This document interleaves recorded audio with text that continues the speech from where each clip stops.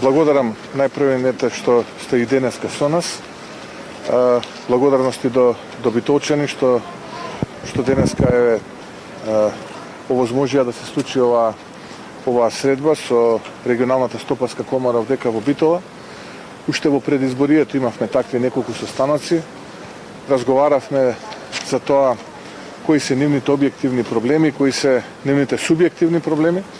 И уште тогаш, кога зборувавме со луѓето од бизнес заедницата, рековме дека кога ќе имаме можност, бидејќи изминатиот период често пати зборувавме со ке, но сега веќе кога ќе имаме можност, ќе сториме се што е во рамките на законите, се што е во рамките на процедурите, тоа што било заглавено, тоа што било закочено поради објективни, но и субјективни причини да биде истото одглавено и откочено, за да може да се развива, за да може Битола да се развива, а со тоа да се развива и целиот регион, бидејќи Битола е носител на не само економската, туку и демографската активност во овој регион. За мене секогаш представува чест и задоволство кога сум тука. Градоначалникот на општина Битола, пратеничката, советникот и останатите присутни кои што беа денеска со нас, сведочаа дека ваков состанок можеби прв пат после една деценија се случува овдека во Битола, каде што можеме отворено да разговараме за проблемите и потребите на бизнес заедницата и на мое лично задоволство неколку од тие проблеми веќе на самиот состанок беа би рекол решени, беа закажани состаноци во текот на следната недела. Забелешките беа дека претходната администрација во општината била целосно затворена не само за граѓаните, туку и за бизнес заедницата, нешто што сакаме ние да го промениме и што беше едно од основните наши, би рекол, заложби за време на кампањата. Повеќе добив информација од 7.000 предмети во постапката на легализација биле закочени, од она што можевме да слушнеме во периодот од следниве 2 недели повеќе од 1000 веќе ќе бидат завршени и ќе граѓаните и правните лица ќе го добијат тоа кое што им следува. Така што очекуваме еден динамичен развој на Битола и Битола да го врати сејот кој што го заслужува, сејот на конзулски град, тоа што и е Битола практично. Ја користам и оваа прилика овдека во Битола да најавам еден нов проект кој што ќе го побарам од партиските органи, но и од луѓето кои што се мои соработници, а тоа е проектот Отворено со граѓаните создаваме нова иднина, кој што е дел од столбот неприкосновена борба со криминалот и корупцијата. Ќе работи тим кои што ќе го сочинуваат професионалци, експерти, луѓе и од партијата, но и од граѓанскиот сектор, каде што граѓаните ќе можат отворено да пријават доколку постои било каква злоупотреба на нивното право од страна на општинската администрација, во оние општини во кои што се разбира ВМРО ДПМН има мнозинство во советот и градоначалник, но истовремено ќе пријават и свое задоволство или незадоволство и ќе следат реализацијата на програмата со која што излеговме на овие локални избори, за да можеме и ние како раководство и јас лично да го следам тоа што сум го ветувал за време на кампањата, затоа што не е само да ветувате, туку и тоа што ќе го ветите треба и да го испорачате. Но и тоа што го испорачувате треба да го испорачате честно и достоинствено и честито, затоа што граѓаните тоа го очекуваат од нас, преку глава име од батиња, татиња и слични злоупотреби кои што се случуваа изминативе 4 па и повеќе години. Затоа ја користам оваа прилика да го соопштам овој проект овде пред битолчани, пред битолската јавност, бидејќи за мене тоа значи многу. Значи отварање на еден нов лист, вртење еден нов лист во начинот на функционирање на општинската администрација, но понатаму очекувам тоа да го пресликаме и во централната администрација, затоа што само на тој начин можеме сите ние да бидеме поуспешни доколку граѓаните бидат нашиот мотив, а правото и правдата бидат наша обврска во работењето. Тоа го кажав и овде во Битола пред бизнес заедницата, тоа ќе го повторам и пред вас. Настрана сите шпекулации, сите зли јазици, сите злонамерни коментари. Ниту ова администрација, ниту било кој од нас има концесија кон било кого. Единствената концесија е кон битолчани и кон народот на Македонија и така и ќе работиме.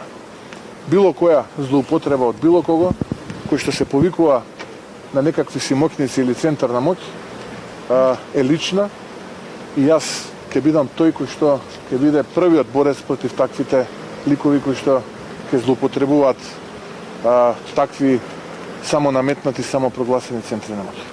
Денеска може пеша, не може. Може мала седба, Заев Гаши. Очекувате ли да се постигне мнозинство и колкава би била таа љубов и која би била цената што би се испојашала? Па јас не сум во тек со содржината на разговорот помеѓу Заев и Гаши. Нашиот став е јасен. Ова е најкриминалната и најкорумпираната влада изминативе 30 години, која што ја закова Македонија на дното според перцепцијата за криминал, односно на врвот според степенот на криминал и корупција. 111 сме, најкорумпирани сме и најкриминални во Европа. Држава која што има, за жал, најнеконкурентно образование, поради катастрофалните реформи. Состојбата во здравството е ужасна, би рекол. Први сме, или во првите 3 држави сме според бројот на лица кои што го загубија својот живот поради неспособноста на владата да се справи со ковид пандемијата. Катастрофата во енергетскиот сектор веќе сме сведоци, сите ја гледаме, а богами од први ќе почнеме да почувствуваме и на нашиот джеб. Така што има многу фактори кои што влијаат кај мене да заклучам дека било какво учество на некоја екстерен фактор, во случајот политичката партија Алтернатива во една ваква влада, представува наистина погрешен чекор, но тоа е одлука на раководството и на самиот лидер на таа политичка партија. Јас не би сакал да се мешам во работењето на другите политички партии, бидејќи тоа е политички некултурно и сакам да го задржам тој начин на мислење. Господине Мицкоски, дали би поддржале продолжување на енергетската криза во земјава? И второто прашање, дали поврзано е со договорот за Бугарија, дали доколку го повторно не блокира државата кон патот на ЕУ, можно е безбедносни проблеми да има нашата земја? Не можеме ние да поддржиме продолжување на енергетската криза, можеме да поддржиме или да не поддржиме воедување на кризна состојба поради проблемите со електричната енергија, односно енергетиката во држава, бидејќи тој првиот период истече и сега треба истата таа да се продолжи. Денеска имавме пресконференција во парламентот, каде што предложивме 2 активни мерки, кои што веднаш треба државата да ги донесе и владата. Првата е субвенција на сметките за електрична енергија на граѓаните и стопанството во вредност од 15 милиарди денари или минимум 250 милиони евра, како дополнение на ние првишните 4 милиарди и 65 милиона, за да не дојде до ценовен шок и да не дојде до зголемување на сметките за електрична енергија на граѓаните и домакинствата. Наместо да крадат, парите да ги вратат таму каде што се потребни, а тоа е за граѓаните и за економијата, односно бизнес заедницата.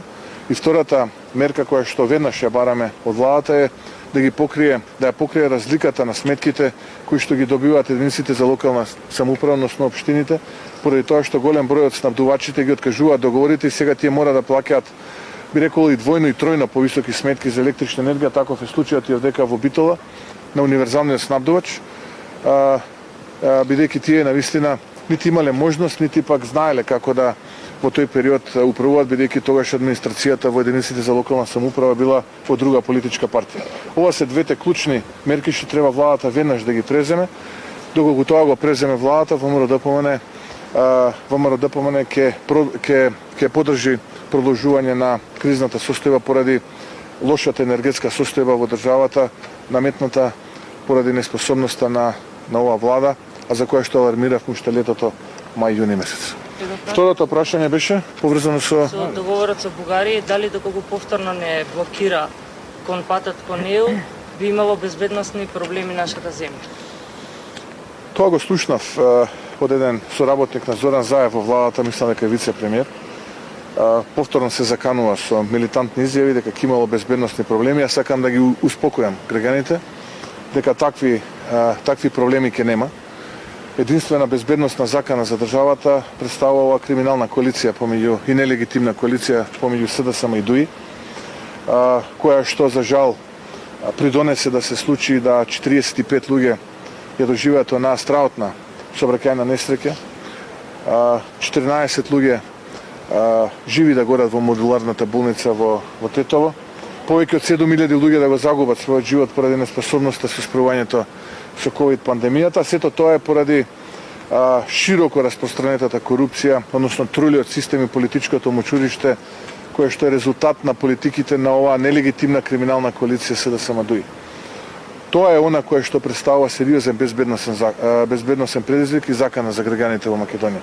Сето останато, не би сакал да верувам, представува уште еден обид за манипулација, внесување страв кај граѓаните од страна на овие политичари кои што мислат дека живеат неколку децени во минатото, наместо да гледаат неколку децени во иднината. И не би сакал да верувам дека повторно некој сака да тргува на сметка на идентитетот на македонскиот народ и на македонската држава за да може да заштити своји бизнес интереси. Како ја оценувате работата на институциите во насока на распределување за автобуската несреќа во Бугарија? Катастрофално, тоа сум го кажал, катастрофално. Гледаме дека ниту имаме било каква најава за некаква морална одговорност од некого, туку напротив гледаме препелкање по медиумите. Едни ја префрлаат од една институција се префрла на друга, па се враќа на трета, наместо резолутни чекори да се превземат, нешто што не се превзема со несреќата во Тетовската модуларна болница, кога за жал трагично животот го загубија 14 пациенти, истото сега се случува со овие 45 трагично загубени човечки животи во оваа несреќа на магистралата Струма кај нашиот источен сосед. И сето тоа е причина повеќе да бараме предвремени парламентарни избори, за да може оваа нелегитимна криминална коалиција СДСМ-ДУИ да замине, да дојдат луѓе кои што знаат како да ги решаваат проблемите, а прв проблем за решавање представува широко распространетата корупција и криминал кој што можам да заклучам дека во овој момент се во сериозна коалиција, односно криминалното подземје со политичкото подземје кое што владее во Македонија. Уште едно прашање, очекувате ли против кандидати на претстојниот конгрес за претседателското место? Дали некој може да има амбиции? И до кога е крајниот рок за поднесување на кандидатурите? И дали веќе вие поднесете? Јас оваа недела ќе поднесам кандидатура за редовниот конгрес на ВМРО-ДПМН, што ќе се одржи на 12 декември, а секој член на ВМРО-ДПМН, секој граѓанин кој што исполнува условите согласно статутот на партијата, го повикувам да се пријави да поднесе кандидатура. Благодарам. Благодарам. Благодарам.